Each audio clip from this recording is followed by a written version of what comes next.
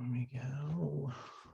Hey guys, welcome back to the Fitness in Philosophy podcast. For the first time ever, I am back home in Southern California You recording may feel this. a different vibe here. Yeah, whoa, it's more Like chill, a relax, very, bro. you may get a ska punk, skateboard vibe here.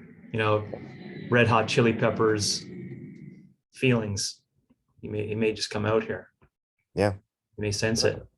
we don't take anything too seriously here, Southern No, California. no, no, no. I mean, it just is what it is. I just listened to a podcast with John Fucente. John, anyways, the guitarist for Red Hot Chili Peppers. He started when he was 18. And funny enough, just on the point of being in California, the first gig they played together was in Phoenix, Arizona. Oh wow, Funny, he described it and was going through where it was and whatnot. I found that fascinating, and just his career. Oh my gosh, and the stories. Anyways, and Anthony came on at the end of the call and surprised him, and they were talking about they just got into this thing for 12 minutes on their own about these old times, like when they were young and when they started out and the kind of things they were doing in California. Oh gosh, it's a classic example of just the mastery really takes that next level, like what we perceive as being like complete craziness and madness and nihilism and drug usage and whatever. Like to them, it took that level, that area, to get into those areas to create such beautiful artistry. I just see that over and over.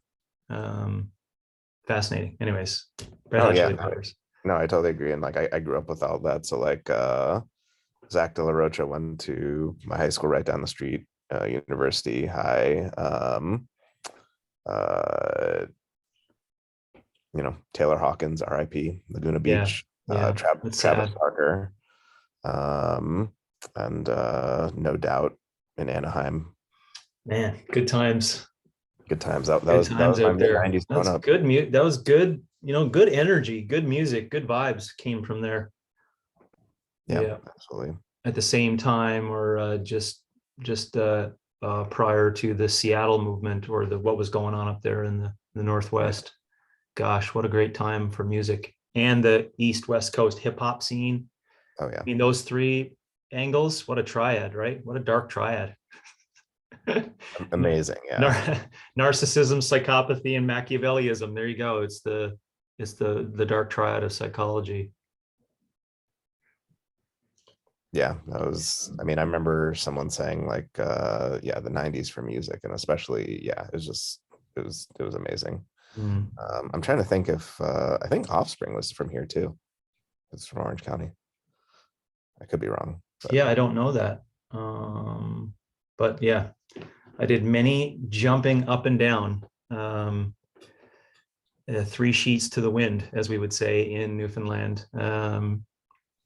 At what was the place? Junction. That was the bar. Man, lots of up jumping and screaming. Is there any residual video that anyone might have? It would no. It was. I mean, if someone had video, they'd be in there with that big camcorder on their shoulder, with a VHS tape that only had a certain amount of time. Right. I think my buddy had the newest forms of digital stuff, and we were like, mind blowing, right? But no, nothing. Just some pictures of some times in university at that time. It was a good time. Good time to be alive, Robby. Great music, great energy. Objectively, one might say. Yeah, wonderful people in Newfoundland, and where I went to university. Great memories. That's very cool. I would say objectively, the music was amazing back when we were talking about it, and subjectively, anyone who disagrees. Well, I was looking up the meaning of subjectivity, and they gave an example. And the example was, one thinks that country music is better than all other types of music. That would be an excellent example. of perhaps lower order subjectivity of one sort or another. Good stuff. Well, if we were to put on a map like where our viewership is, I'm thinking we got a couple of scragglers who would say that country music, of course, it is the best music. We got a few. And to them, I say, no, I'm just kidding. I apologize for our, you know what I was about to say, but it was your reaction when I said jokingly that LeBron James was the greatest basketball player of all time. And you nearly did like a spit take. I'm still laughing. Oh my gosh. Oh, LeBron, grow up, bruh. Grow up. Yeah, I just, the Lakers look horrible. How that's even like a that's subjective statement. Yeah. He's like, making the Lakers look horrible. Yeah, no, I agree. And it's like how it's not Michael and Kobe and like how LeBron is even in that. I mean, I guess maybe tangentially in the conversation. We're going there. I think we're going there. Yeah. You want to go there? I don't mind. Tie in subjectivity. Yeah, I mean, Kobe somehow. Kobe in my mind is, yeah, I mean, it's not even a. I mean, Michael, of course, number one, but I mean, Kobe compared to LeBron, in my opinion, in my subject. Yeah, no, you approach it very interestingly. I always think about like in 50 years, what's going to be like, and also 30 years ago, what was it like? You know, based upon those differences, Oscar Robertson, Dr. J, etc. The Larry Bird Magic shit, you know, because that's where I grew up, and it was like MJ came into it where only in my perception as an adult brain was like, there is a possibility that someone's better than Bird, you know. Right. But then you see it go over and over again, and leave and then come back. It's like, okay, gosh. But then you are right. What I mean by that is Kobe.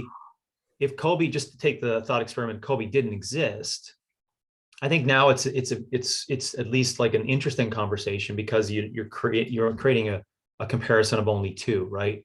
But the Kobe era, he really did like, you know, just stick it in there. So he's either second or third, but you know what I'm saying? It makes you like weigh things out a little differently, I think, because of what he did. Yeah. Anyhow. Yeah, no, it's interesting discussions. And I mean, you know, it's interesting with almost anything. I mean, this is why, of course, Rotten Tomatoes and Metacritic and all these different things exist. Like, there's always different viewpoints and, you know, always different subjectivities and, you know, looking to see, are there any commonalities between them and do they add up to something more when you aggregate them? But it's, yeah. Yeah, that's interesting. It's a good tie-in, though, culturally into the topic, Robby, on the Rotten Tomatoes versus what's the comparison where, you know, there's these rankings based upon the movie from one group, right? Like the people that are in the business, right?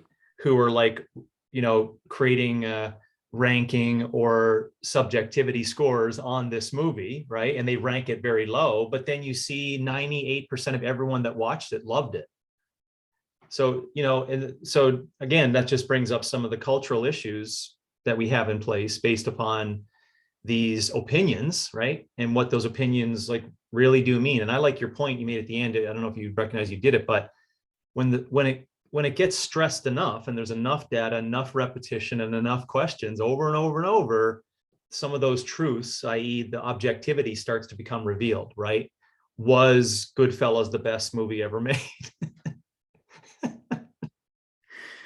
A close second to The Matrix. There we go. I don't know why I feel like a tiptoeing in a LeBron conversation when I say that. We're just dropping bombs today, James. Subjectivity bombs. Yeah. So the put that one on TikTok. Yeah. Or Scarface. Yeah. So just, you know, it just takes time and repetition, right? To move that opinion into something that's a little bit more real, right? Like, was it the best movie of all time? Well, I mean, timeline, you know, what did the people think, right? And that would allow you at least to create a consensus and move towards a little bit more of a reality of the statement of being the greatest of all time. Do you know what I'm saying? Makes sense? Yeah. And I mean, going back to something we said last time about, objectivity, and obviously there are degrees of it, but involving friction. Yeah. Some Yeah. sort of Great. like, yeah, Forgot about that word. Yeah. Yeah. so pure subjectivity has kind of this, freedom and boundlessness to it, which is awesome and cool in lots of respects, but also like when you're trying to get at truth, like having a little bit of friction of either someone else's opinions or views, or, what I mean, something Yeah. to bump up against. It's Yeah. going to correct it a little bit or hone it, I guess. Yeah. Yeah. Yeah. Also, maybe over the past couple of years with COVID and perspectives on that too. There's a lot of that that'll take time to to come to a point of realizing like what was some objective things as a part of that. Speaking of subjectivity, right? Like I just even know for in Canada, for example. I don't know if it was just in Western Canada, but I just keeping in track as to what was going on up there, right? With regards to the quote unquote the policies that were put in place for what does it mean to be in society and what can you do, what can't you do, et cetera. And a lot of it at the end, I mean, we even know that based upon what came there, but opinions had a lot to do with what kind of movements the government made in terms of what they did, right? So the government would say, as an example, we're just going to take into consideration the science, right? The science is what's going to lead it all. And then you see, well, how did you make decisions on these things if the science from the public's perspective, i.e. the Rotten Tomatoes or whatever it's called, the other option, they would read through the same stuff and be like, no, the science didn't say that. Well, then, they're like, well, really, we just relied on what the people thought, right? So it came down to making decisions on people's opinions, right? Do you think this is really unsafe? Yeah, we do. Then we should make these these policies. You know what I'm saying? So that's where subjectivity may be from a lens of people who have been a part of this process. I don't know who has been a part of this process, but over the past couple of years, that's where it's fit in as well. I'm just giving that not for anything to be a provocateur or anything, but just to say like this is where that word can fit into, helping understand.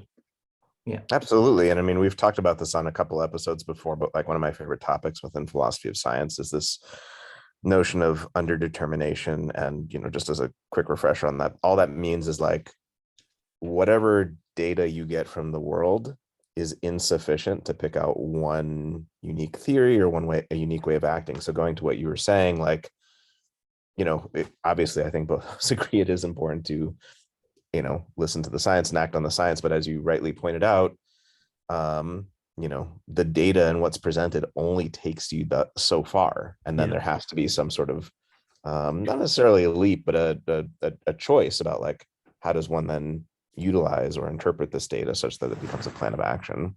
Yeah, for sure. And I respect the choices, right? I respect that there's hard choices as well that you need to make, right? And, just speak on the previous subject where the government has to take in all these massive considerations, right? Of safety and we don't know and et cetera. So, I get it. I understand that. But again, just to go off just the topics, I think there could be some transparency in that process though, too, that I think we've lost, or a lot of people have lost over the past couple of years, right? Of them saying, listen, we have some really tough decisions to make. And this is just how we're going to end up making that decision, instead it's like, no, it's this. It's like, well, not sure. To your point, right? And a data that's coming from the world, you can't make those decisions, right? And I mean, like you said, it's very important to reflect after the fact, because obviously in the moments there is, certain pressure to like, oh, this such and such is going to happen if we don't do X, Y, or Z. And maybe that was the right choice, but maybe not. But then like viewing it from more of a almost third party perspective later on down the line and wondering like, was that the right thing? Yes. We have hindsight. So hindsight involves time, right? So time, like Goodfellas being the best movie ever, takes time. Takes time for people to realize that. Yes. Yeah. And with, eventually when our podcast is the call to prayer, it's just taking time right now. It's in its nascent stages. I lift, therefore I am. And on we go. 2100 call to prayer. All right, guys. So today we're going to talk. Me?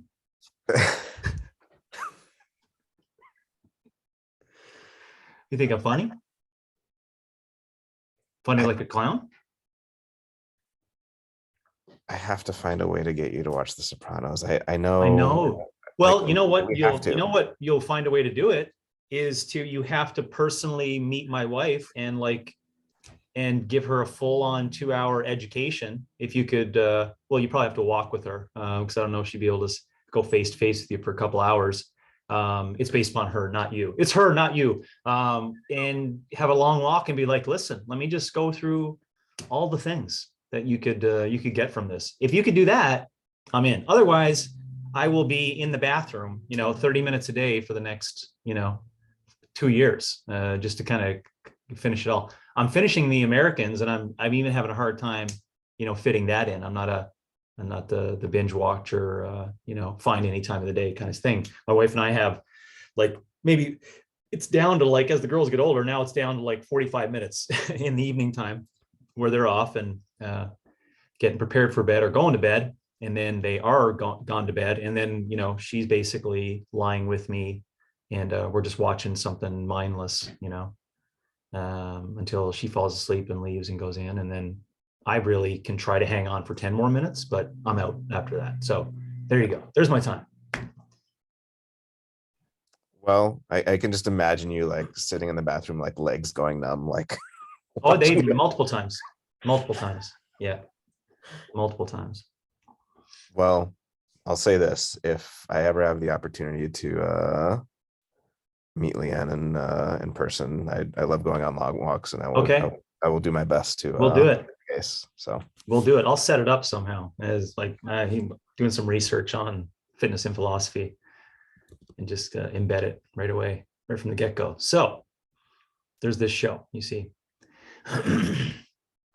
And do you realize that in addition to everything else that enriches James' life, that this is going to be like a part? I didn't even have to say it. But you're going in the right place, right? You're like, how do I tie in priorities, right? How do I tie in priorities to this lady? I wouldn't start with like, do you want what's best for James? Yeah, that's not the way to phrase it. But for someone who considers Goodfellas and The Godfather, I mean, oh my gosh, yeah, we'll figure it out. Okay, we will. We'll work on it. But I'm finishing The Americans, and I'm really liking it. I'm not sure if you've watched it. I haven't, but I've heard really good things. Yeah, as I mentioned before, I listened to the podcast of the director and just some of the things that they had to go through in the background scenes to make it happen, and the acting and the storyline. It was fantastic. So now that I had that preempted to watching The Americans, and of course, what's currently happening. Oh man, great, really great, especially because it revisits all the Cold War stuff and revisits political ideology and these deep underpinnings of Lenin's stuff. And yeah, it's really good. It's really cool. Yeah, I'll have to check that out. Yeah. All right. Tie that one in, or should we just have like a cultural? We're going to turn this into culture and fitness. We're gonna have a double episode, Hey, I mean, you've listened to plenty of podcasts. I have too. Like, sometimes the riffing part is that's cool too. Oh, for sure. No, I was just saying, like, let's just see how we can tie this in now to the particular topic today of the second half of our couplet. Well, I mean, we were throwing plenty of different subjectivity bombs about Kobe and Goodfellas and what have you. So that's right. Today we're going to talk about subjectivity. All righty. Yeah. Which is, like James said, the second half of our couplet on objectivity and subjectivity. So I think one of the things we're going to talk about today that's important is, and a theme that runs along a lot of, James, what you've talked about and what we've talked about on this podcast is lower order versions of subjectivity and maybe higher order versions of subjectivity.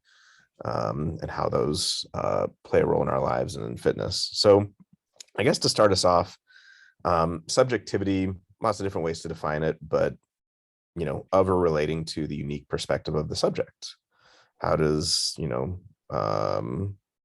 this person perceive the world? How do they feel about a particular thing? What's the sensory experience going on in that particular person or those thoughts?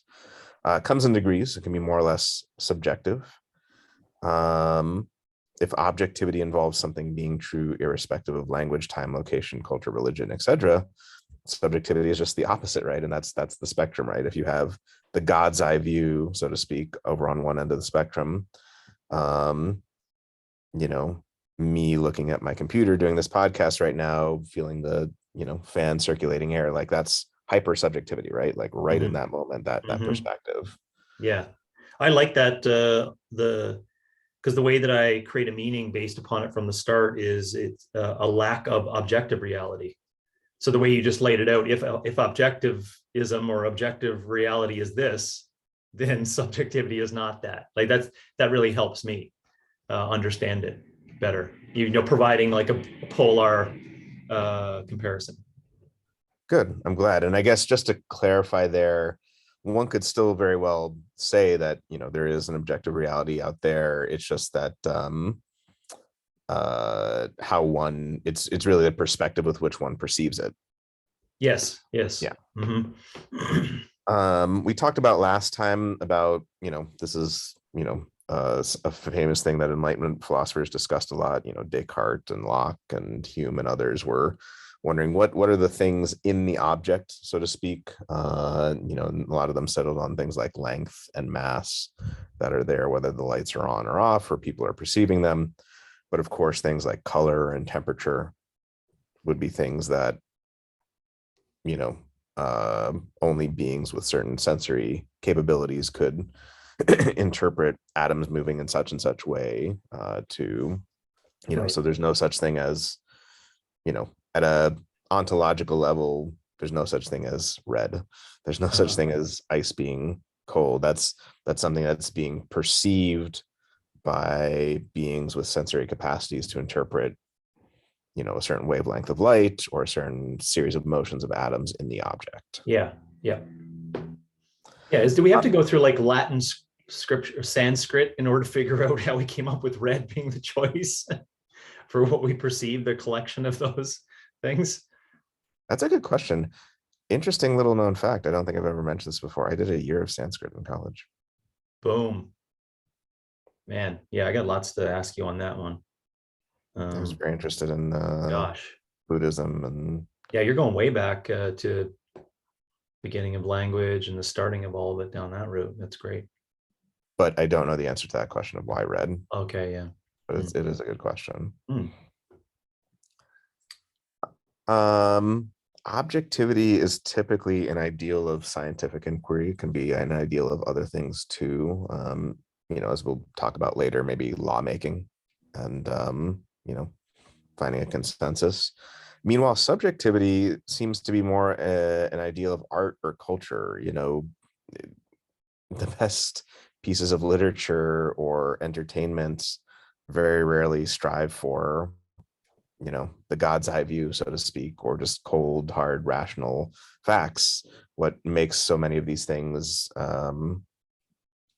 beautiful and enriching and or perceived value.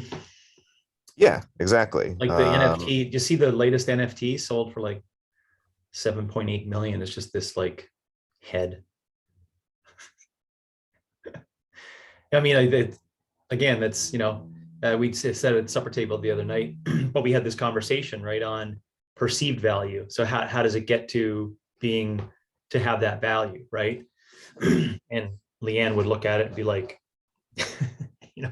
but then I also said, well, if that, kindles your interest, I showed her Jackson Pollock's $21 million,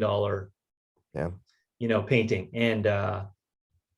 And to that, she was like, oh, wait now. So the other one was digital, but this one, there was that, and she was, her point was like, well, human put the work into it. And I was like, well, it took him like a couple of hours, and I can show you the video of what it looked like when he was putting it together, and to that, then now there's this, again, there's opinion based upon the value of that particular thing.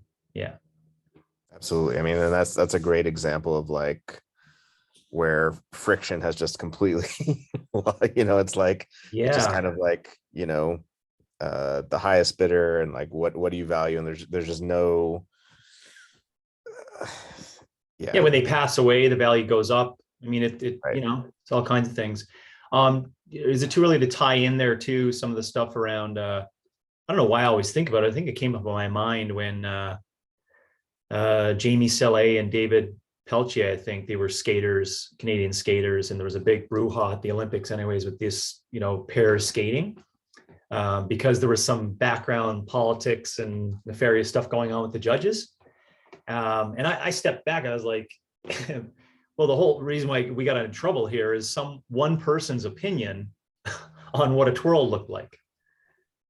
And the scoring was all eradicated and changed up right at the end. Everyone, the people watching in Canada, the people watching in Russia, the people, it was like, what? Like that's not what we all saw, and we're not even experts in the judgment of that particular thing, right? If you go back and watch it, it's a very interesting story. I think it either could be 30 for 30 or it's a documentary called Bad Sport, which curtails a whole bunch of different various things. But, anyways, is that where it falls in as well? The subjectivity and the issues around that? Yeah. Oh yeah, absolutely. And I mean, there's, like we said, there are gradations, where maybe for an NFT or Jackson Pollock, it's kind of like almost purely on the side of like, there's really, we have no friction anymore. Like there are no rules. And then there's, slide slightly to the right. And it's like, well, we have maybe something like intersubjective objectivity where we can be like, we've come up with these rules about this is what a nice twist should be, or this is what a nice, whatever the different moves are in ice skating and, ballet or different art forms where it's not really out there in the object per se, but, different experts or people who once participated in that activity have come up with a series of, the term that's used a lot in philosophy is conventions. Conventions. So like, you can set these as standards, but then of course we have to, like you were just saying in that an example, as I understand it, is like, wait, this, if I'm understanding what you said, like this person did this amazing thing and here you are wondering about the minutia of like what counts as a twist, that type thing. Yeah. So Whew. Yeah, because I've heard lots of people create this even demarcation. There is some arguments in the demarcation of sport around objectivity and subjectivity, right? So I don't know, just give an example. The ball goes through the hoop. Well, that's 2 points, right? right. It's like, Kevin Durant missed a three, right? They lost to the Bucks in overtime the other night. He didn't get rewarded for 2 points because it was a real nice attempt. You know what I mean? Like, so yeah, that's where, some people create the argument of like, whenever there's an opportunity for this subjective measurement, they're like, I'm not even in the conversation about sport and athleticism. Like it's, and there's some good stuff inside there too, but that's, for IF3 and what we're getting into over time. And I think where we'll end towards the end of the conversation today for small people and subjectivity and measurement and et cetera for physical expression and physical education. We do have some, we're trying as good as possible to inject some of the stuff that came from snatch and clean and jerk testing. And what the movement, you're going to get scored based upon the lift, but there are some things that the lift has to look like, it has to look like a certain way. And so, you don't get docked a whole lot of points, but anyways, we're getting into that. And there's lots of challenges, of course, right, for that. But we do it with the intention of safety and beautiful expression, et cetera, and so I understand also the challenges inside that. So you mean it's not just the bar going from the ground to overhead in any way possible? No. So it should be, should be interesting, right? Especially when you think about adding reps of it. It's like you're going to get into the figure skating thing, right? So, they did 4 quads, right? 4 double axles or whatever. And each one has its own, like, repertoire of things you got to look at to make sure that it's good, right? And it's not just, oh, that was 95 pounds. Right. Therefore, it's successful. Mm-hmm. Yeah. And I think an important point that comes along with what you just said and bears on the whole discussion is that there are pros and cons to things being more objective and there are pros and cons to things being more subjective. Yeah. In either scenario, you're not going to escape it. It's just a question of like finding, like you were saying, that balance of what is most relevant to that particular thing. Yes. Um, you know, and like we were saying in like art and culture and stuff like that, I mean, precisely what captures people's imagination is usually like the hyper particularity. Like when you think of like Faulkner or James Joyce, you know what I mean? Like this person in this time and Yeah. place in this Hmm. particular cultural setting. And of course, there are universal themes that then get drawn out of that. Yeah. But a lot of what draws people into that is the hyper particularity, the hyper subjectivity of like, what was this one person experiencing at this one time in this one place, and what was their unique perspective on that? Yes. Yes. So William Faulkner, right? yeah. Yeah. Hmm. Yeah. Consciousness, you know, a very famous topic in philosophy, would seem to be the paradigm of subjectivity, where by definition it's the view of the world from one particular time and place as opposed to the view from nowhere. And of course this is, you know, it's famous in philosophy where people are like racking their brains like, okay, over here we've got like atoms bumping together according to like quantum mechanical laws, and like how in the world does, you know, taste and color and all, you know, all this stuff, this hyper subjectivity, where does it arise from? And I know we've mentioned this before, but just to give people an idea of this, you know, Thomas Nagel, in his famous article, "What is it like to be a bat?" There's also the Mary, the color scientist example, where in the "What is it like to be a bat" example, they're talking about, you know, science could know every single possible thing there is to know about, you know, bat brains and bat flight and you name it, but not have the slightest idea of what it's like to be a bat. And in the Mary example, Mary, the color scientist, imagine someone who is colorblind, who knows literally everything there is to know about cones and rods and seeing color, and you know, how the eyes work. You know, they're the most knowledgeable person on earth, but they're colorblind. And by colorblind, I don't just mean not seeing red and green, but like literally like could not see colors. Hmm. Um, you know, she would not have one iota of an idea of what it is like, the quality of what it is like, the subjectivity of what it is Yeah. like to see a color. Yeah. I mean, we still, after the big project of Homo sapiens, we still don't have a really clear answer on what it's like to be human, let alone, you know, a bat, or, you know, what red is. I mean, it doesn't mean that there's lots of great minds trying to think about that and lots of conversation back and forth, right? What is it like to be you? Oh, what's it like to be you? Well, let's talk about that. And, you know, stories and stories and stories and stories, you know.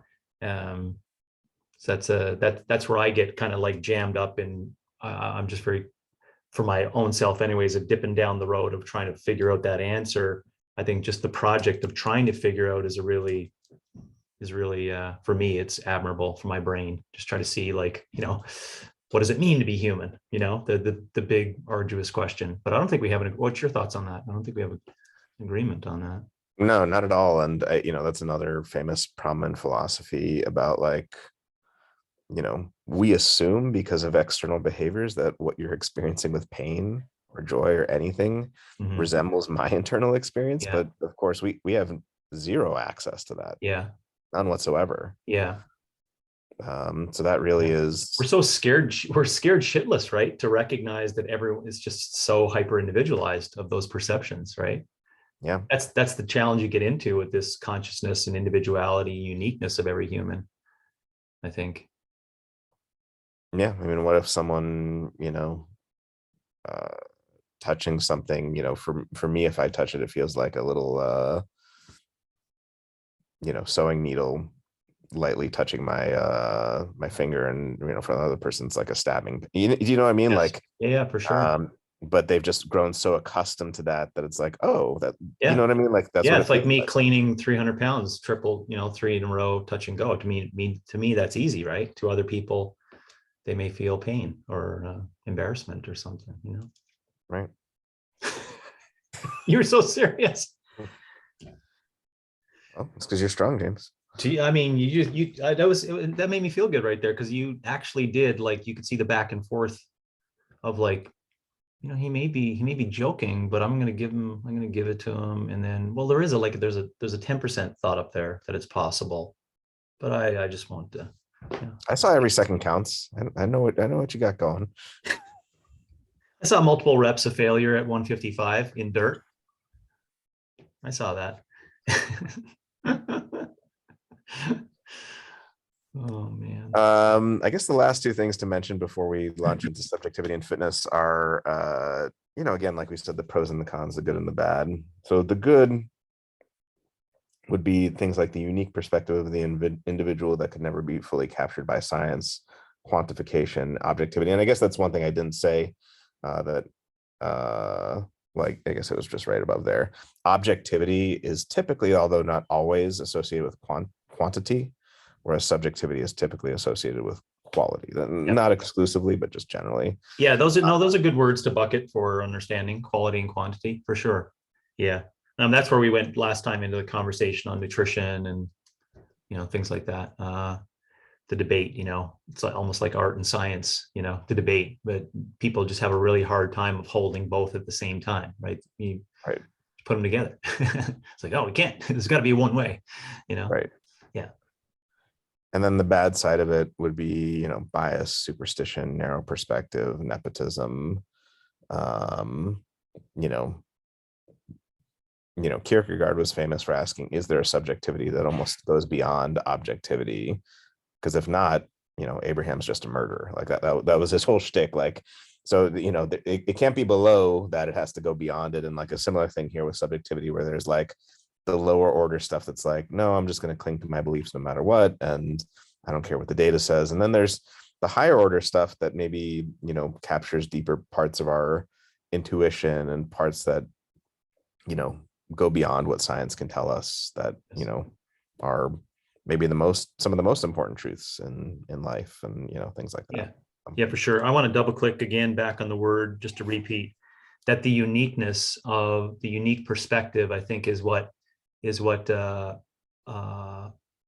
I think people have a big struggle with. And that's what makes subjectivity the good of it, right?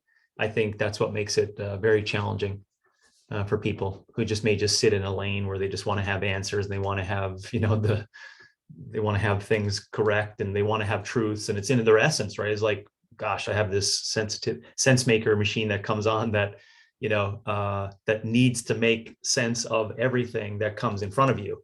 And to those people, I would say, like, what scares you is the fact of the uniqueness, right? That's the thing on the other side, that it's very unique to them. And that's a perspective that, especially as coaches, if I could, give any clinical pearls, I've grown as a person over time to recognize that, which has, drowned me with empathy and the ability to talk to other people, which is very important, right? Yeah, absolutely. Absolutely. I think, even, we're about to get into the fitness side of things, and we were talking before the call about like health tech and things like that. And people, and I mean, I have absolutely fallen prey to this, and, try to do my best to correct it. But, feeling like when you're, to take an example from something that I've started reading more about and been interested in, breathing techniques and things like that. And, with more kind of ancient texts on the subject, it's more about, the subjectivity and feeling it, and, getting in tune with your body. And then there's, different things, different devices that will track your breath and, see, well, how well are you doing and how well are you not? And, there's something to be said for that sometimes, but also that, that siren call of objectivity when maybe it's not warranted. Do you know what I mean? Yep. Yeah, for sure. I think, could we go like way out and say that, pre-scientific era, or, let's call it, 1600s, or the scientific boom, et cetera, like we had to just rely on a lot of feeling and opinion based upon things, right? Where, 1,000 years ago, vomiting could have been thought of as like, evil spirits, coming out of someone, right? Or there's a reason for that, and this is the reason, so I just thought about just the point you made there, that which you didn't ask, but I just thought about how to blend these things together for the fitness experience, or as we get into that, is possibly, in principle and the start of a communication with someone, we definitely want to honor the aspect of feelings and opinions, right? We want to combine that, and then like just get them on board with being okay with how they feel as being important, right? But then as they step into the process, you now, just to be reduced in the storyline, you now need to provide some data, right? You need to have some objectivity inside of the relationship and inside of what we're planning to do, right? And there's a lot of power to that. And that's where I thought, Robby, like, but we didn't have that over time. We probably, what I'm saying? We probably, we probably did, but it was like just different ways of looking at it in language, like, look at that, you can lift the stone, and that stone is obviously bigger than that stone. So it's, so there's some measurement to it. And then I would say, to finish that story, as I'm experiencing, and I talk about for resisting entropy and living a really physically expressed life, all the stuff that I do now is all based upon feeling. There's almost zero, objectivity, besides just, a particular thing that you may be able to pin me on for a number I'm looking at or something that I'm seeing, what I'm saying? So there's probably this big movement through a relationship of honoring the feelings and then moving into data, and then moving away from data into feelings for the full story. Yeah, that progression from like base intuition to science to art. Yes. Thing that Yeah, we discussed for before. sure. And yeah, no, I think that's a great point. It made me think of a couple of things. One of the more interesting ones that I remember learning was, what did physics do before timepieces? Like Galileo had like sundials and pendulums. Do you know what I mean? Like, we didn't have this precision. Yeah. So we didn't have this precision. And to your point, with vomiting and evil spirits, like, there is a lot of ways in which not having that precision led to superstition and wrong beliefs and stuff that's still with us today. However, to take an example again from the for those who are interested, a really good book that I've been on my second round of is James Nestor, Breath. And he talks about how today, with all our objectivity, you ask a doctor about breathing, it's like, well, 20 breaths a minute, 10 breaths a minute through the nose, through the mouth, doesn't really matter, And then if you go back to these ancient texts, it's like, no. Like, there are certain ways to do it and certain feelings you should have, and through the nose and, belly breath and, slower breathing. And so there can, like we were saying, that there can be superstitions and other things that can arise from not having objectivity. There could actually be benefits, I'm sure there are other examples besides this breath one, but where we've lost in our hunt for objectivity something that people way before these instruments and measuring devices could tap into that we have now lost. Yes. Yeah. It just goes back to preempt our conversation on the Buddhist, let's call it, traditional Buddhist scripture and thoughts and fundamentalism based upon Buddhism for what they would write of concepts of nirvana or concepts of even levitation, right? But what they're going after there, without any objective measurement of it, is this like real deeper connection, right? Deeper connection to themselves, i.e. through the breath. And then you get some of these readings that would say, oh yeah, they would take, the breath down to like once or twice a minute, right? For these people who did these really, really deep levels of, this is when scientific investigation came on board with it, right? I think it was like the 30s or 40s or 50s, or maybe late 1800s anyways, they would just like create these measurements, right? Of these folks coming from the East into America and saying like, well, this is what we're doing, right? And yeah, just a great connection there of what we previously talked about for these just their feelings on how things were going about. But then if you look at it today, it's like, yeah, but those are like real good principles, of relaxation and mindfulness, etc. So anyhow, Absolutely. yeah. Other little interesting side nugget related to that, in addition to doing Sanskrit, have you ever heard of Robert Thurman? Yeah, this the book that I'm reading, Evan Thompson's Why I Am Not a Buddhist. He's talking about his personal story. The reason why I got into it is not because of the title, but I listened to him on a podcast, and his personal story of having Robert Thurman stay with him up in the Northeast for a number of weeks in his family. And the kind of stuff that he directed him towards Asian philosophy or ancient Chinese philosophy, and then into Buddhism roots. So yes, that's my into that particular name, my first foray. Very cool. Yeah. So Uma Thurman's father, super unique dude, like personal friend of the Dalai Lama, has a glass eye. So very, very unique. Like traveled to Tibet to become, kind of a master in Tibetan Buddhism. And yeah, he was my professor in college for Buddhism. Dude, that's so cool. So that's cool. Well, I think that'll be a text and offline conversation. I feel we're going to have some good conversations on as I dig into this over the next little while. You know what I just thought of as we were saying that? Buddhism and fitness, none of it matters. It's all folly. Let's do it. Next episode. T-shirt. Nothing else. I lift, therefore I am. I pace, therefore I am. Yes. And then on the back, it's all folly. Yeah. Small print. Small print. All right. So let's and talk only a in little certain light. Like, if you know, do you know that there's there's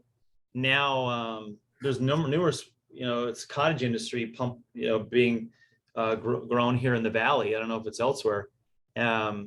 These paint shops are completely turning over their vehicle paint shops into this new form of paint that are on vehicles now, where based upon the lighting on the vehicle, and as it passes you, it changes color. Well, to your perception. That's really cool. Numerous subjectivity, dude. There's and which really freaks me out, but I find super cool. A lot of them are like, as you know, with Tesla, I really think this is a whole other different one, but I really think Elon came up with these like basic 5 templates because he knew everyone was going to do this with the 3s and the Ys, right? He knew people were going to be like, colors are nice, I'm getting that thing jacked up. Like they're going to be like coloring it and changing it. Anyways, in the Valley here, there's so many of them, and they all now have that. I don't even know whatever it's called, like iridescent fluctuating colors, right? I even saw a McLaren. I see a number of them because they're just down the street here. Like and I know the McLarens. So this one's like 3.2 million, 3.3 million, as a vehicle, just to give you an idea. And it had that same paint job on it. Wow. Anyways, fascinating. How do we get there? I think we were talking about subjectivity and perception. How did we get there? Anyways. No, that reminded me of, I think I've mentioned this once before on one of our episodes. It's not really a spoiler for Westworld, but anyway, season 3, I think the paint you were just talking about is a precursor to, they have like t-shirts where it just reveals how you feel on the outside. Like I can't believe at this point, we're so far in, we haven't even thought of that one. That's how we got to that. We were talking about it's all folly on the back of a t-shirt, and you were right. Yeah. There you go. Yeah.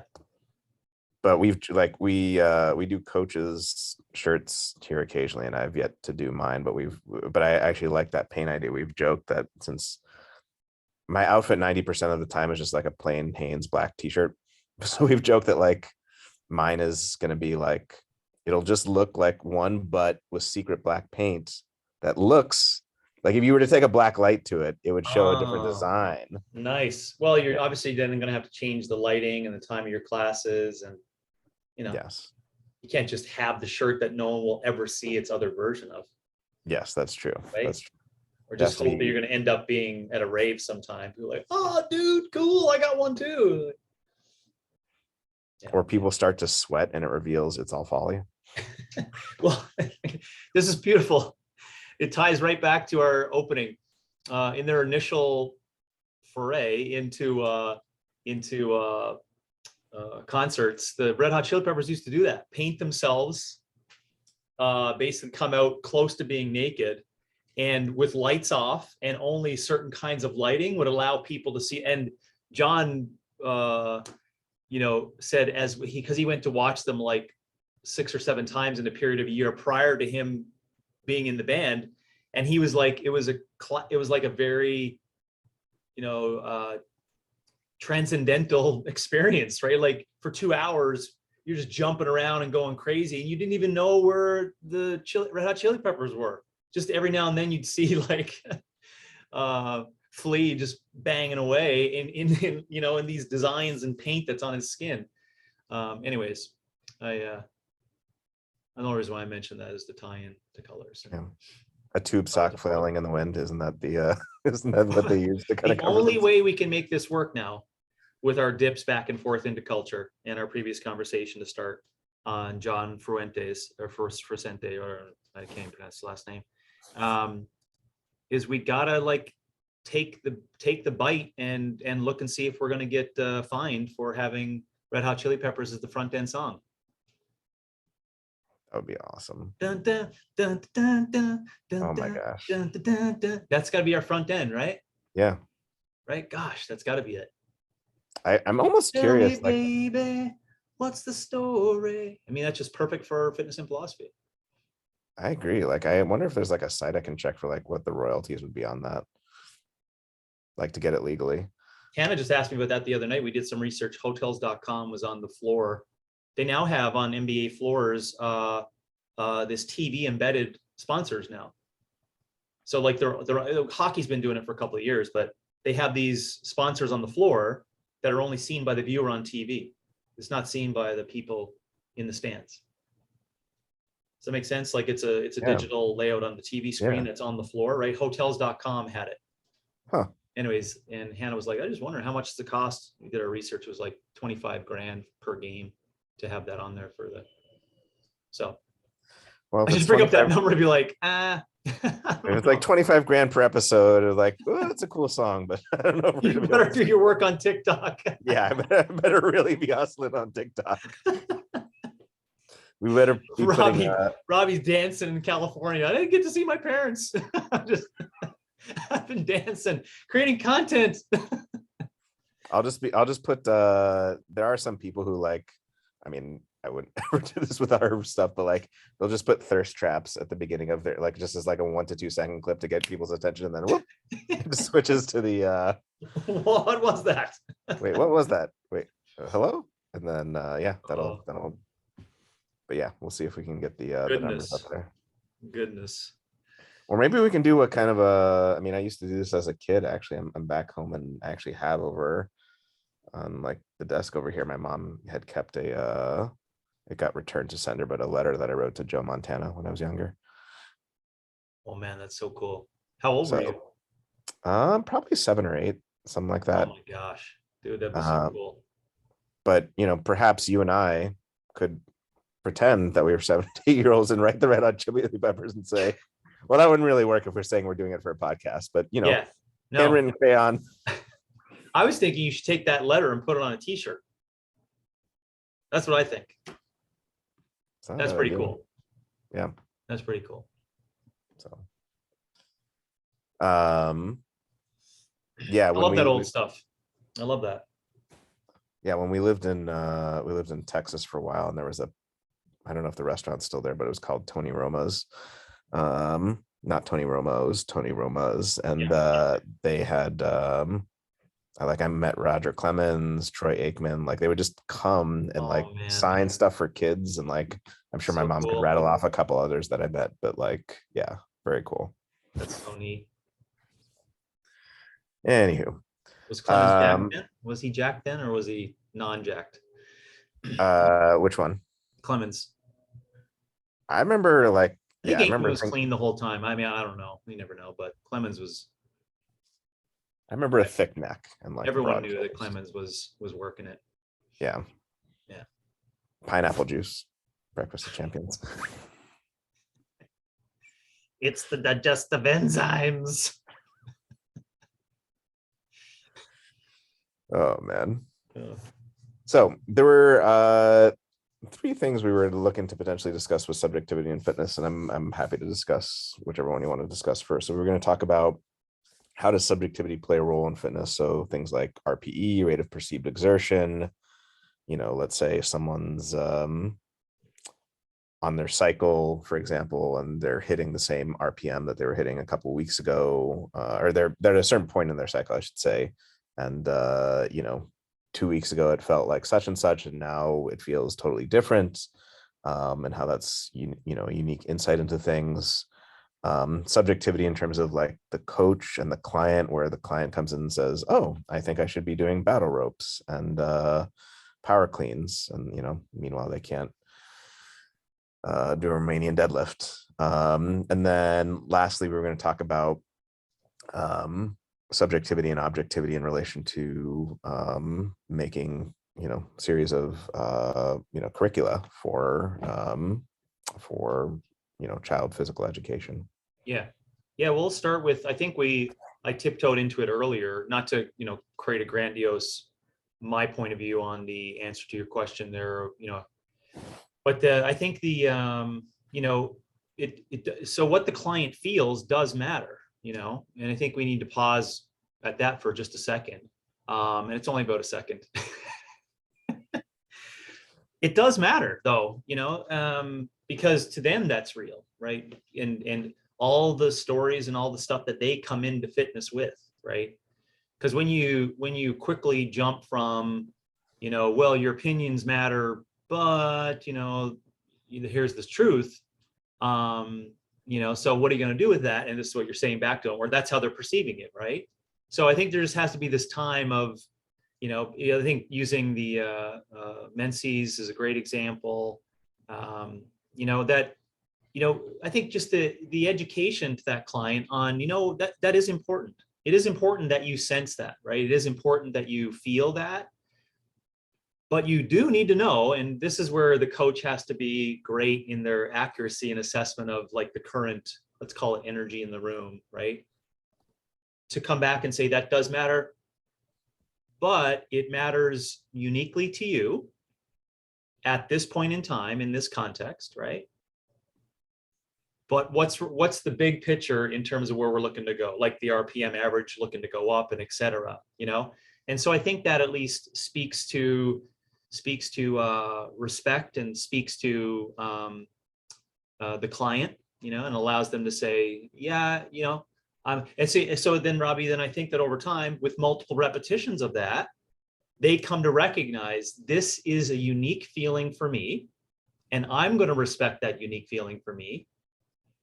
But I also have to be careful of allowing it to make all guided decisions, and that's where I think that the Avatar Classic Fitness Coach can come in, right? They provide some objectivity and they provide some things that, the client who is really saying, I feel this, but I feel this, I feel like I need to do power cleans and, and power cleans and battle ropes is not easy shit, by the way. Anyways, but that's what they're saying, right? It's like, I feel like, or this is my opinion. My opinion is that, coconut oil is going to kill me, and sorry, just to sway over from physicality, but I like going into the nutrition one, right? I could easily say, I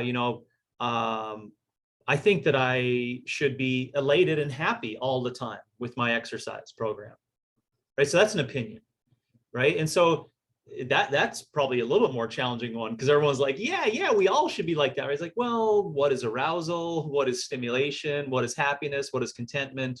What's the scalar pieces of it? What I just did there is throw in behavior, exercise, nutrition, and the full cornucopia of what we have as tools to just say as a principle, maybe, listen, it does matter, but only so much over time, That's probably what I'm driving at there. What's your thoughts on the unification of that, like what I mentioned earlier, from the feeling to data to feeling, what you call the intuition to science to art over time? First thought is you forgot culmination in there, so Crescendo. Arousal, crescendo, culmination. But I digress. I wrote it down.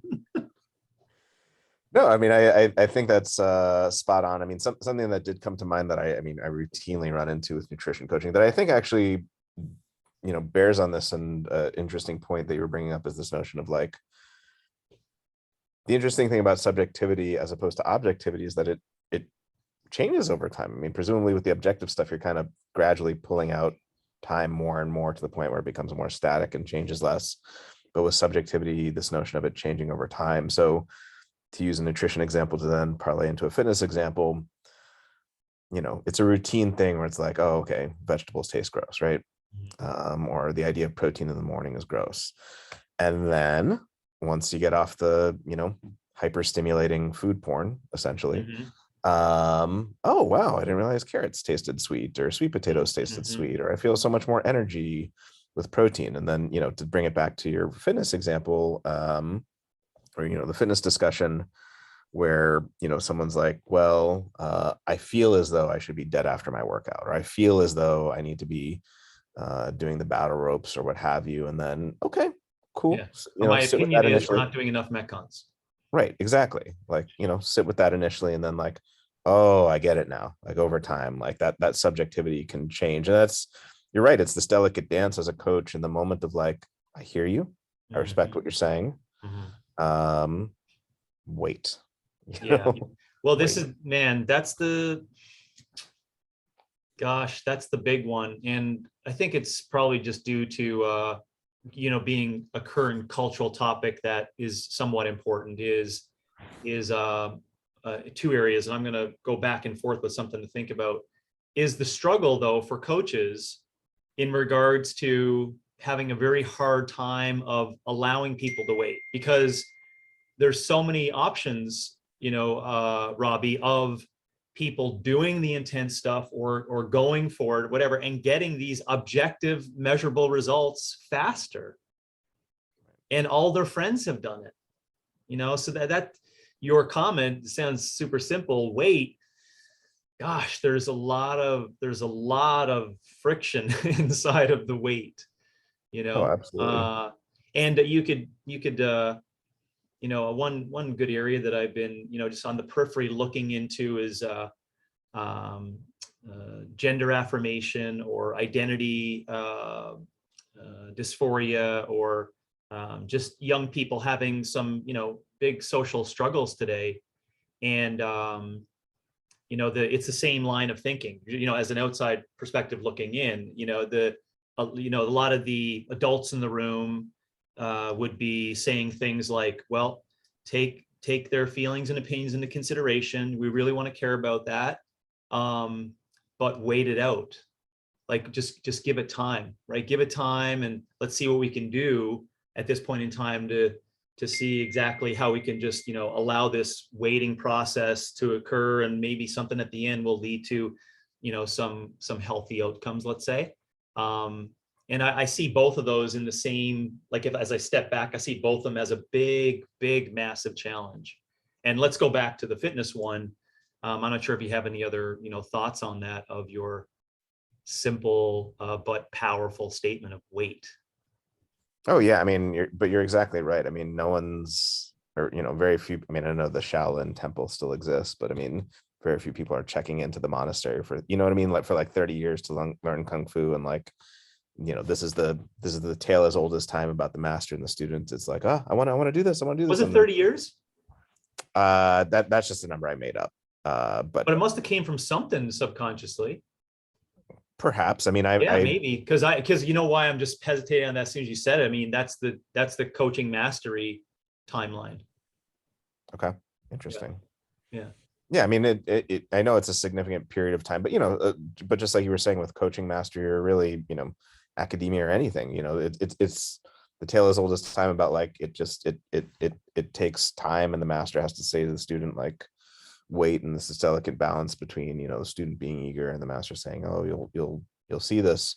But to your point, yeah, I mean, it sounds simple and easy enough to say wait, but when you have all these different things that you can go around and experience, now the flip side of that, of course, is that, and I've seen this, and you probably have seen it too, people eventually tire themselves out. It's like, oh yeah, I tried this flavor of the day and that flavor of the day and that flavor of the day, and then like, oops, I guess they were right. Yeah. Not always, but sometimes. Yeah. And again, that's where the let's take the fitness one, because the other aforementioned topic would be a little uncomfortable, I think, to get into for that particular thing. But the flavor of the day inside of fitness, this is the biggest issue. It still may lead to better objective measures You know what I'm saying? Like, and let me back up if you're not getting me on that, or the listeners would understand that I use the, I don't know if you remember me mentioning that too, right? You take 1,000 people, you put them through the OPEX method, you take 1,000 people, put them through the high intense method, right? And remember I talked about on the graph, like, if we were to objectively measure over time, these areas of like what we call physical potential and improvements towards that, right? If we stopped after 3 years, who's on top for all 10 of them, right? It's the high intense model, right? On all measures, right? Well-being, you can make them objective and subjective, right? So that's again, I'm just making mention of it, that this is the struggle, or one of the big struggles, excuse me, is all those things that take a whole lot of time to get to the objective answer, right? Around what we're considering vitality, or what do we consider, a long life, long, well-lived life. Yeah, no, I would agree with that. And I mean, I think, yeah, there's the mirage, obviously, that we would both agree, where there can be seemingly objective markers that improve. But then, of course, I think I also agree with what you said as well, that there are actual. Oh, there definitely is. There are definitely objective markers taken over a shorter period of time. Yeah. And then it kind of gets into a question that, comes up in finances that's similar. It's like, okay, yeah, there may be some individual stocks that get you a better gain over 3 years. Now talk to me about 30. Yeah. Yeah. Index funds. You know what I mean? For Like, sure. No, things like that. Yeah. I love the examples. I'm just making mention, and I appreciate the examples, because then clients can think about it in a different way too. And like, yeah, maybe I can explain that to a client who may understand it, in that way.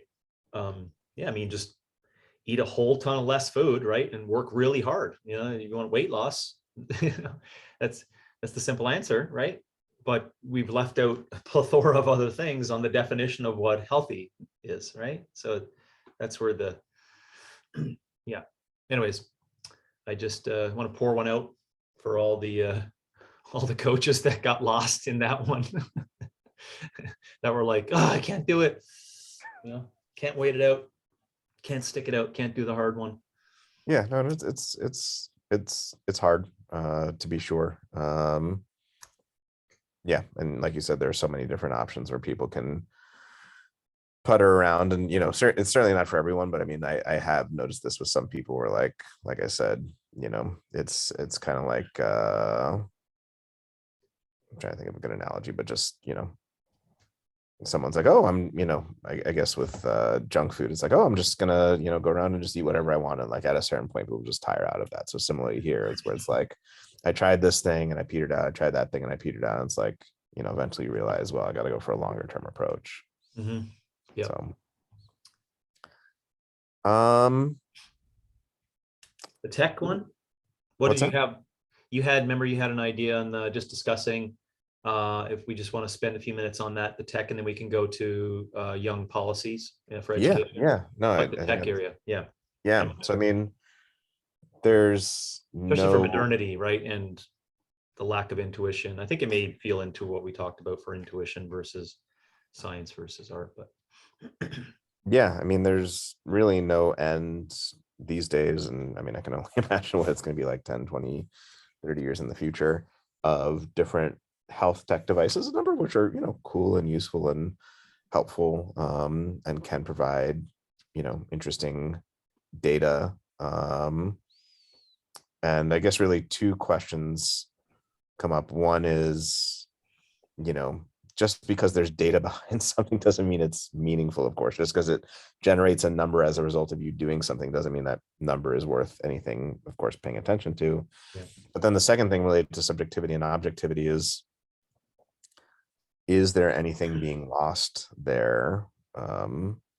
Focusing too heavily on like what your Whoop recovery score is, you know what I mean? That type of stuff, as opposed to how you are feeling in that moment with health tech. So Yeah, I mean, I'll try not to be heavy-handed on it, because I generally am that way for multiple reasons that are outside this particular topic, or approaching it for this particular way. But I think that there can still be, I guess, objective measurement, and maybe my words, I need to interchange my words, that you can help me with that for people over time. But I still think that there you could have someone go through a fitness journey and be intuitive right from the get-go as the most important thing that they should focus on. Because I would say, I'm being generalized here, but how you're feeling throughout the day, right? Your mental acuity, and I'll give you some ideas to what that may feel like, just my perspective on it.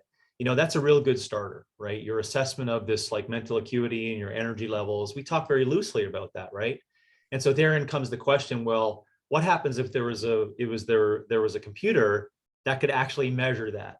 And there was all these people telling you, oh, this is how we measure mental acuity, right? It's a continuous glucose monitor, right? And so you just put that on, and that's going to be the answer, right? And then you work everything around what that score is. My point there being that it's probably more individualized and unique to allow that person to subjectively figure out, how things are, and then again use the coach to be like, well, I was sensing this. Is this what we're talking about here? And the coach is like, yeah, continue, and they develop these feelings and more feelings over time, where even to the point where I think that, as they're growing as a client in this journey, and then I see this, data come up in our previous conversation where science fits in.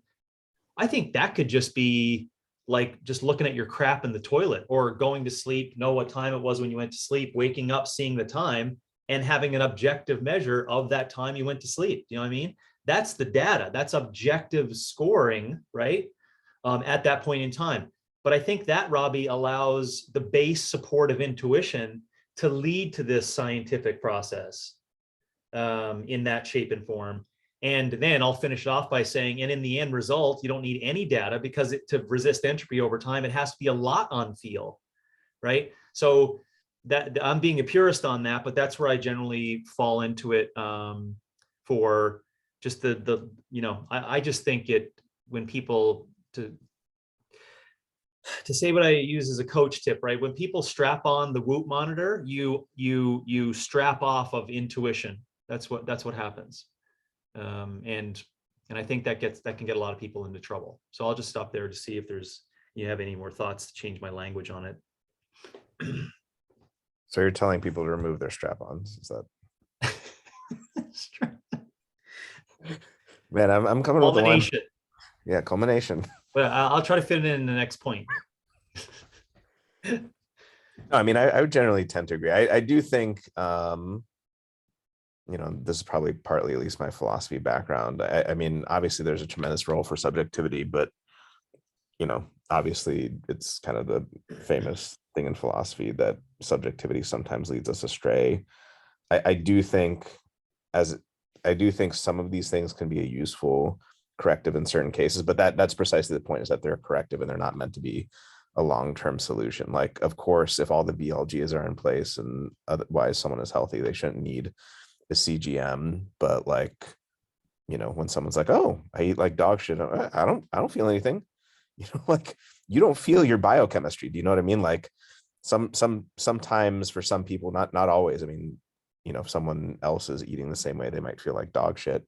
But I've had it where people are just literally eating, processed food all the time, and they feel, oh, I feel great. And they don't know any different, right? They don't have that other perception. So I feel like sometimes, whether it's a Dutch test showing someone like, no, you're burning the candle at both ends at, an Oura Whoop, but like, oh no, you have a 13 HRV at age, 25. Or, CGM, like, hey, your stuff is spiking to 180 after that donut. Like, it's certainly not the be all and end all. It is certainly not meant to be a long-term solution. But I do feel like sometimes that can provide insight that just isn't being gleaned from their experience, even though it should be, and partly because maybe they're telling themselves these stories about like, oh no, I'm not really that stressed, or oh no, I feel great, or I'll power through. So that's sometimes where I can see the use for it. But again, I think you're right that like intuition and subjectivity ultimately are what are going to reign supreme. But that's where I can maybe see some use for the objectivity that they can provide. Yeah, you raise a good point there. Two things to that though.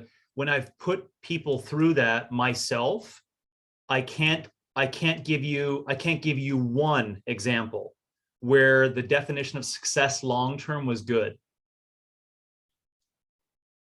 So let me, Clarify that for me. yeah, so your exact point, and I'd have to go back and give you some avatar examples, right? But let's just say providing diagnostics to get people to quote unquote wake up to the fact that they can see things more clearly with that objective measurement than they're saying they're seeing in perception, right? The long-term effect of that has been 0% in regards to success.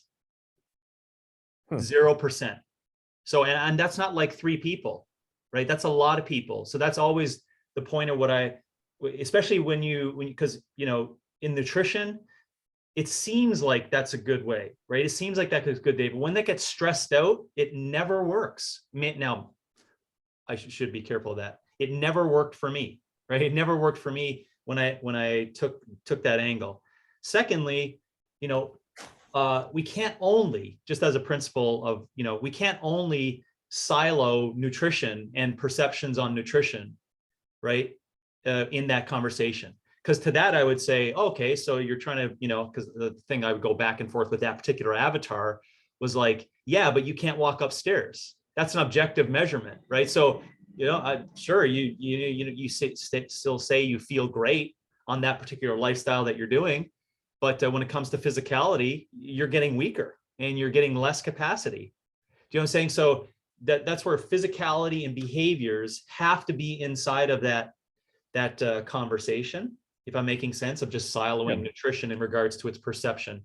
But I am agreeing with the fact that there's a ton of people out there who I would say are really unconscious of, like, they're not intentionally using that trope, right? Of saying like, oh, I can eat this way and I feel great. I don't think they have that intention of like trying to pull one over on it. I think that's actually their perception, right? They're like, no, I'm telling you, this is the way it works.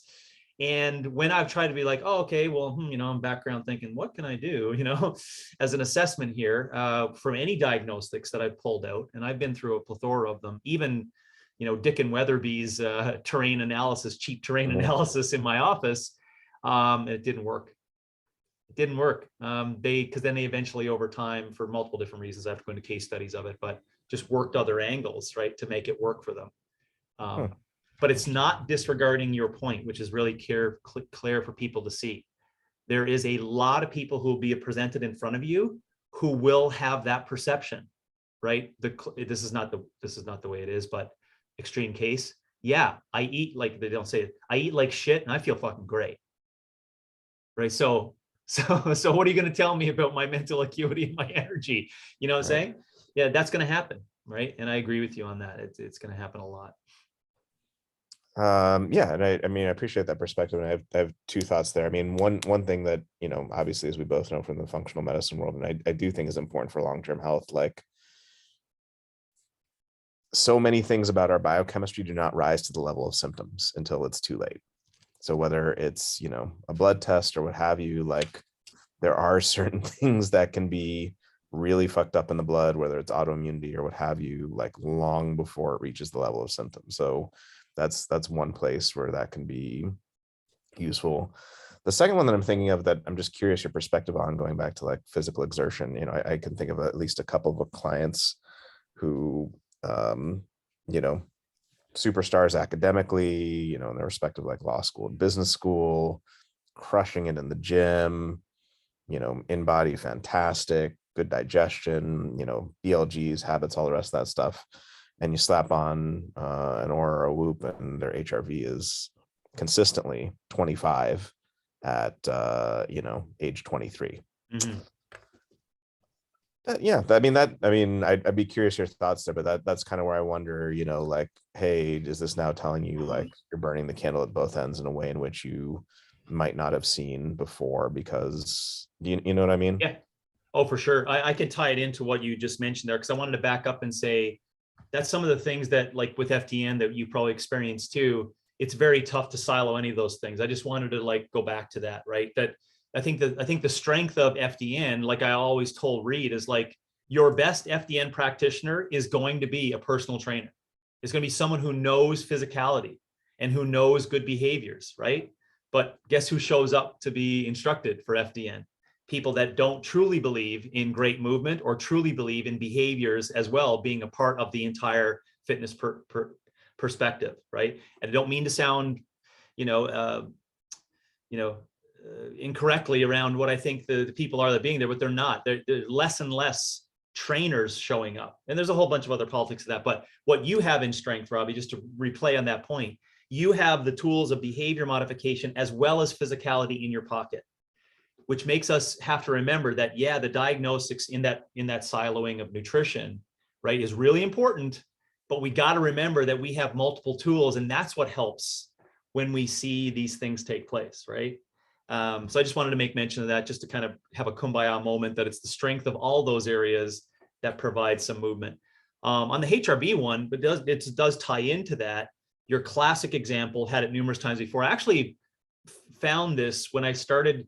We put a bunch of CrossFit athletes through Joel Jamieson's old versions of measurement of that, right? After we saw the complexities and the cost in the late 2000s, 2007, 8, my doctor, I was doing a HRV per weekly, but the real old diagnosis of it, right? Lie in the bed, 30 minutes, do the full thing. And in the conversations on that, and then he was doing a whole bunch of data collection on a number of people, right? All of his clients who weren't always like really messed up, and, they were healthy people, or a lot of healthy people just trying to quote unquote optimize, right? And then I took a whole SWAT of individuals, and we saw a lot of that, quote unquote, all the shit that you would just, observe people, not knowing the person or listening, right? But observe their food profile, observe their work capacity, observe them on InBody, look at their shit. And then their HRV, in how we determined what was good or bad there, was horse shit, right? But this just allowed, again, the strength of not really knowing what is happening internally. The HRV is only like that, like scoring of this objective measurement as to, as to what's going on, right? So that's a positive, I would agree, a positive insight that adds to, again, our prescription to round it out. But to get to the bottom of this, where we lacked as fitness professionals, and my doctor lacked, was the ability to as I like to say, as technicians in the psychological and cognitive behavioral route, we're the shits. Like we're not, I shouldn't say it that way. We're just not the best. Like we try our best, but we're not the best, right? And as you know, I'm sure you can appreciate that, right? The clinical psychological route on the extreme end is very, very complex, right? Very complex in the skills you need and the tools. And we just simply say this, right? CCB, well, we believe in cognitive behavioral therapy and taking care for someone, and things will just work out. It's like, what happens when you get that HRV and this person looks like that? And that's my point, right? There's a lot psychologically happening in the system of the enteric nervous system and what's going on, and this stuff that gets expressed out as measurement, that you're going to do a lot of like, man, this is interesting. So to round it all back around, the objective measurement of that is really important. It's really important, right? To see that, and to let's argue against our point of only subjectivity. This is some areas where, quote unquote, there has to be some objective measurement for those particular people to kind of give them some instances that there's another thing going on. And that's where maybe the psychological, cognitive, emotional areas of improvement for these individuals is something that you as coaches may come to understand, like I did. It's like, just some of that shit's out of my lane. Like, it's just too difficult. And so I'm just going to lean into nutrition and exercise and kind of balance things out and do the best we can, Sorry, that was lengthy, but that's the way I saw that connecting. No. I mean, I agree with that. And yeah, I think it definitely has a balance. And again, not to say that HRV or a Dutch test, or really, I mean, all of these things, all of these things, Reed always used to have a saying, like, the tests will change, but principles will stay the same. Like, all these different markers will change and, become better or worse over time. And they're all just the map, not the territory.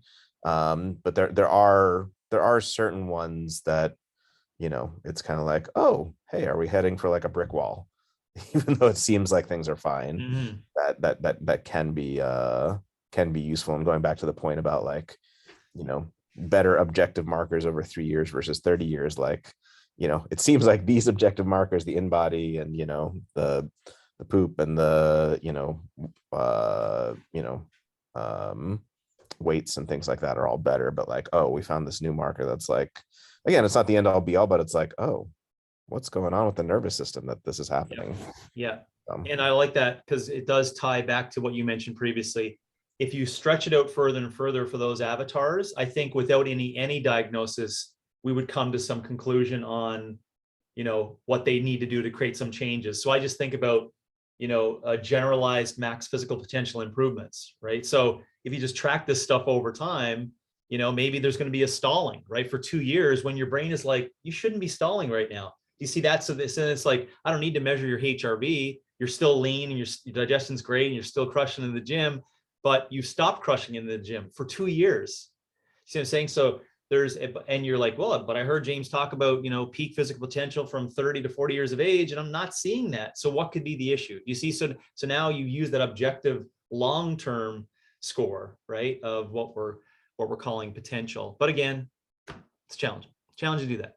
Oh yeah, absolutely. Yeah, absolutely. Yeah. So the last topic, that's a great angle. I didn't think we'd dig into it on that angle, but that was really helpful. yeah, no, I really enjoyed that, and I would generally agree with you that the subjectivity and the intuition is probably the most important part, and a lot of the stuff that is out there, not always, but a lot of times, is really a corrective to the fact that, like, well, we aren't engaging in daily physical activity and BLGs and things like that, things like a CGM and what have you. Yeah. So the last topic we were going to discuss today, with regard to subjectivity and to a certain extent objectivity, is fitness policy and education for children. So just to do kind of a short little primer on a topic that we talked about in the Liberty and Fitness episode. A basic idea here with any sort of like law or public policy that you would create is that, to take a extreme and kind of silly example, Jewish people are 5% of the population, a very small percent. And if they said, okay, well, everyone else shouldn't be eating pork, right? Or you could take other examples from other religions or what have you, or like, Sunday is the day of rest, so stores should be closed, things like that, where when you live in a modern, democratic, pluralistic society, it's not just enough for one group to feel one way. There has to be, oh, hey, guess what? You can't use your cell phone in your car because there's objective, scientific, repeatable data showing that this, leads to poor outcomes and, drunk driving and things like that, or this actually causes harm. So with, fitness policy and education for children, we run into this thing where on the one hand, we have these groups with all these different sort of subjective interpretations of what, physical culture should look like. Should kids even, there's certain parents I'm sure that are like, no, it's just the brain, it's just books and stuff like that. Why do they even need physical culture? And then others who are, really upset about recess going away. And then what objectivity can we present to then create fitness policy? Because at the end of the day, and again, in a more modern democratic pluralistic society, not everyone's going to be happy. That's just the nature of the game. So like, how do you balance those things? So that's kind of a jumping off point for that's a fantastic one. And I also like the word short, because that it could be very lengthy, and I didn't know the timing of it. And for the time for today, I'll make it just kind of short as to why I wanted to put it in there. I thought the subjectivity component that you just laid out is a great way to just know that we're going to get into some of those areas. The reason why this did come up is I thought it was interesting because I've just have been thinking, and I'm indirectly involved in that as a personal level, as an educator level, and as a pseudo policymaker for that. Let's call it for the public's version of physical expression, and how that, because when you tiptoe into that, as you know, with the concepts of autonomy and freedom and physical sovereignty, et cetera, it does become a cosmopolitan or global conversation, right? It's not just Scottsdale in Arizona. It's a bigger thing, right? And you're going to fall into these areas that, in the reformation process for discovering, physical expression, how it's taught with kids. A lot of the times when coaches end up going to either public institutions or private institutions for young people and talk about this, Their biggest questions are, and I wrote them down as being the questions you get back: how much is this going to cost? How are you going to test and measure individuals, young individuals? And how hard is this going to be to change from our current stuff? So you can see the reformation process is going to be so difficult, right? So difficult, not even speaking about the subjectivity inside of it. So principle wise, for young people in movement, and this is really the area that I wanted to kind of, get your, thoughts on, is the everyone wants to test and everyone wants a measurement, but really the expression of movement and how good that was, how effective it was, etc., is very, very subjective for what we have as the idea, right? So to be super generalized, to start the process there of seeing the subjectivity inside of it, I want 90 minutes. So just as a conceptual idea, right? I want 90 minutes a day in every public institution for free physical movement, where there's going to be a lot of shit done in the 90 minutes, but and there could be some learning of things. I would love to see them learning about particular kind of patterns that are human movement, and then creativity and in pacing and sustainable activities as well. But it's very challenging to propose that concept to the education system, right? For those questions, right?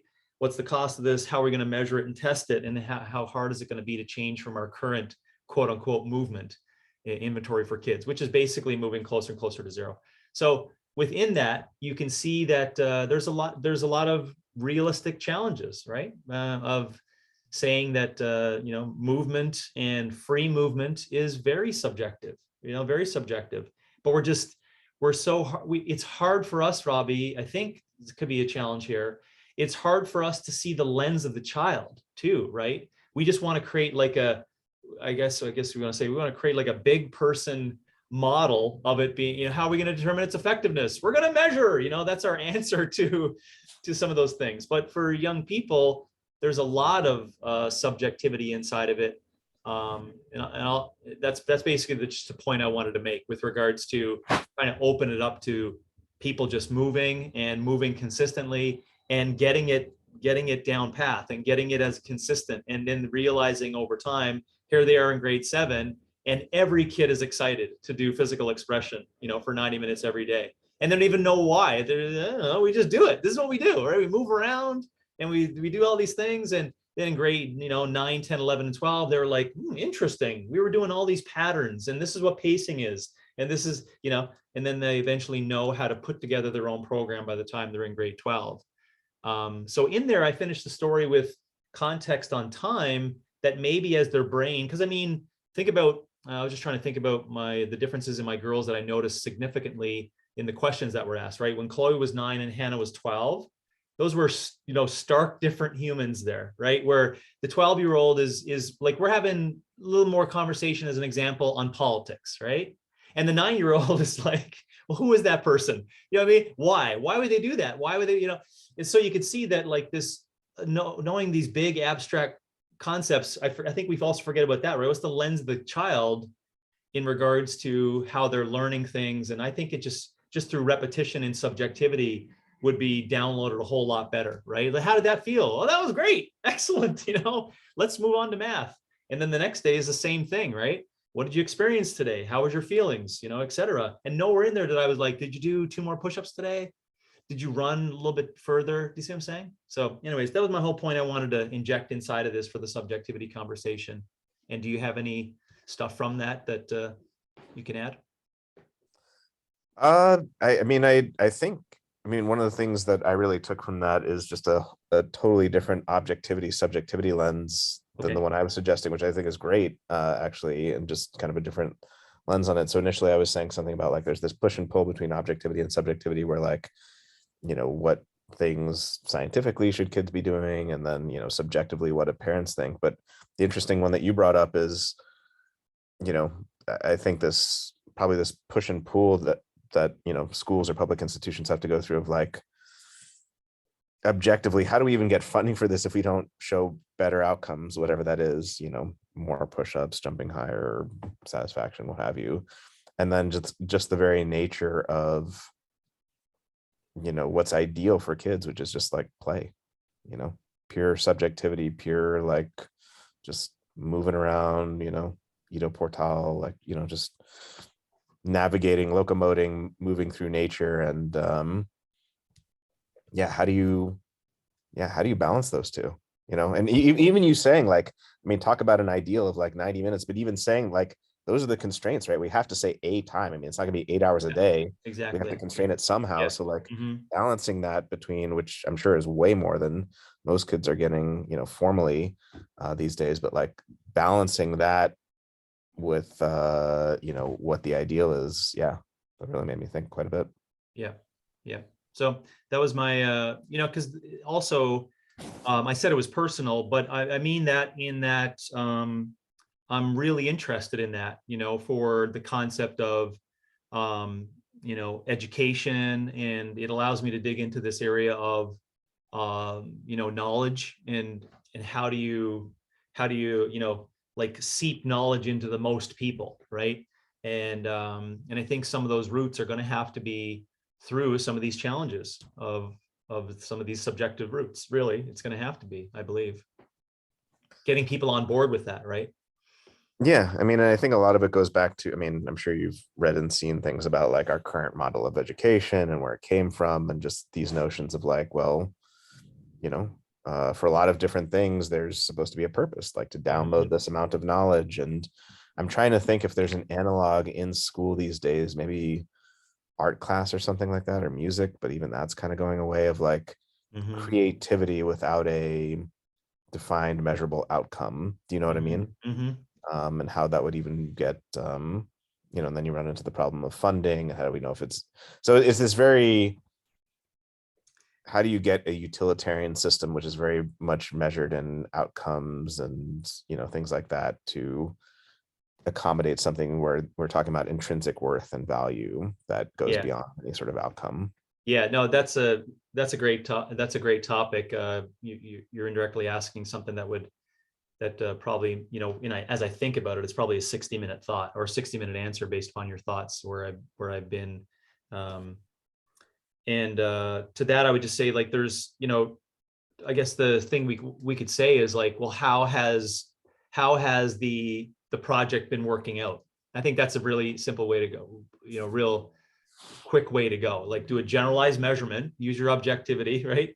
A generalized measurement over time, and how are things been working out? And I would always pull out those things of this concept of contentment, for people when they're in their early 20s, and what's the general health of these individuals in objective measurements, right?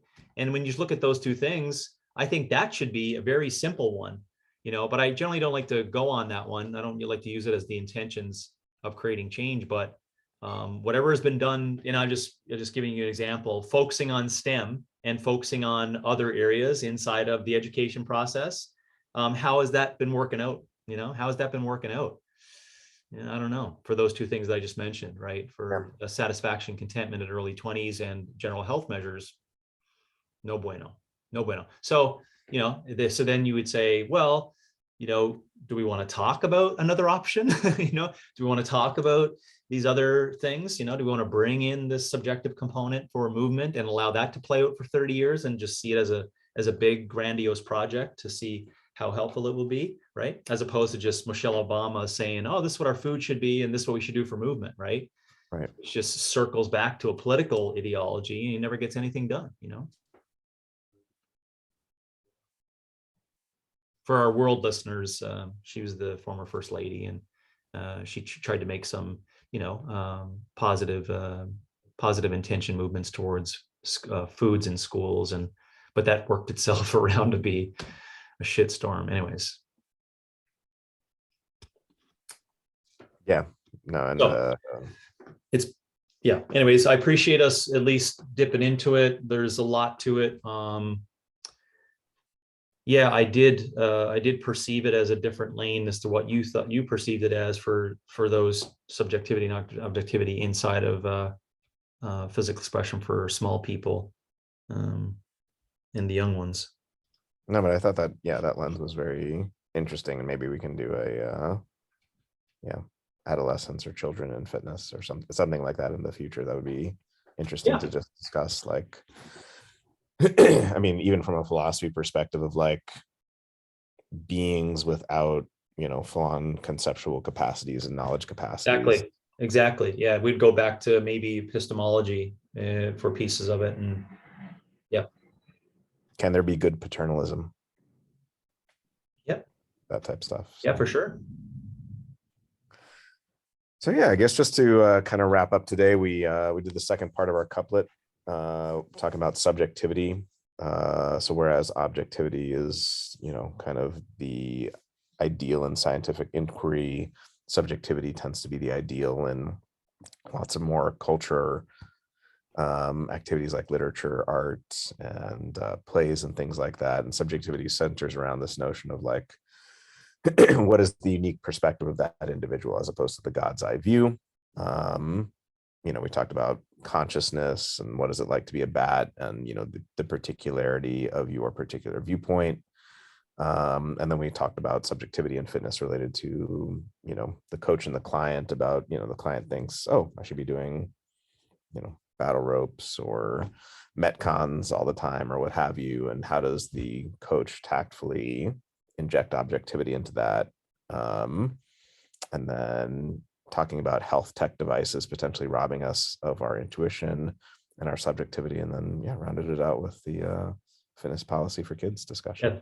Yeah, and thanks for that, because there's lots of note taking and thoughts that went throughout that, and you're welcome to the folks that were listening in for us tiptoeing into some current cultural things, some real talk.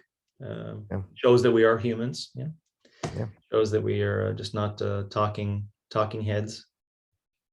James and I don't mind dropping bombs. Yeah, Goodfellas, best movie ever. Yes. I'm going to see if I can make that subliminally, like just like every 15 seconds, that just rotates throughout all of our episodes. Yeah, go back to the other times where I previously mentioned it.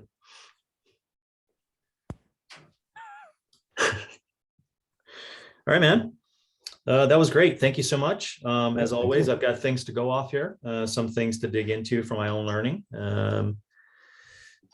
So I took down some names and some words and things to grow on. So I appreciate it. Yeah, thank you so much. Till next time. All right, till next time.